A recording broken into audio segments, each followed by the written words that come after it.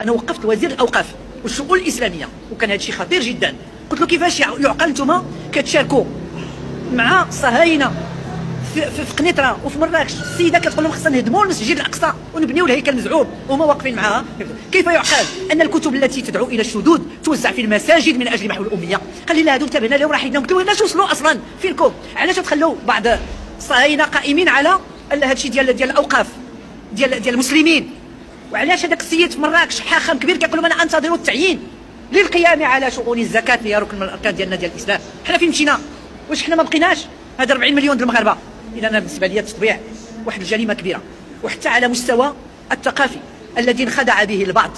لا حنا هذا راه مطورين في البحث العلمي، وتعرفوا بان اكبر جامعه ديال التيولوجي كتقرا على الدين الاسلامي كاينه في تل ابيب، باش يعرفونا حنا كيفاش كنتنفسوا شنو هو الدين، كيفاش حنا مستبطنينه وكيفاش عارفينه باش يحاربونا فيه.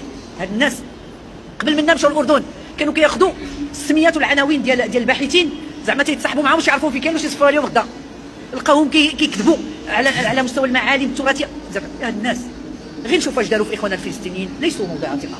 هادو حاملين مشروع، هذه ايديولوجيا ديال التخريب ما خصناش حنا نقبلوا بها، ما خصناش نقبلوا بها. ولهذا خصنا قوانين. اليوم كاينه هذه عريضه، غدا نديروا عرائض اخرى، نديروا ندوات، نهضروا نشاركوا. اليوم كاينه ندوات عبر الاثير مع اخواننا الفلسطينيين كنشاركوا فيها. انا كان لي الشرف انني نلقي محاضرات مع الفلسطينيين داخل صبرا وشتيله وداخل المخيمات ديال شتات. خصكم تشوفوا الفلسطينيين ملي وقعت الحرب المفتعله في سوريا، ملي ضربوا العراق، ضربوا سوريا، ضربوا هذا الشيء، وحكموا على 2 مليون ديال اللاجئين السوريين اللي مشاو للجهه ديال تركيا، انه داك الاطفال الصغار اللي مرضوا بلي بومب كيتفرقوا، شكون اللي خابط بيديهم؟ الفلسطينيين، وكيداويوهم بالموسيقى. راه هذا الشعب فوق العاده، هذا الشعب الفلسطيني، وحنا لينا الشرف انهم هما كيحترمونا وكيعرفوا القيمه ديال الشعب المغربي.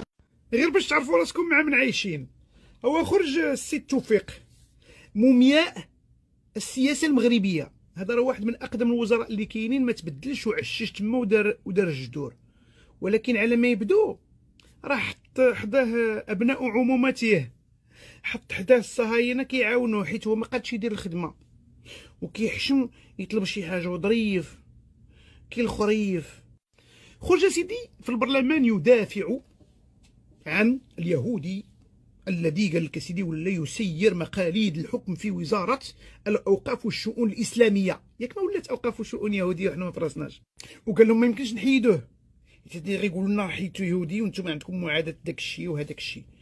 بل غادي يزيدوا واحد اخر اللي غيكون مسؤول على الزكاه ديال المسلمين. يا سلام، واحد يهودي كيسير الزكاه ديال المسلمين.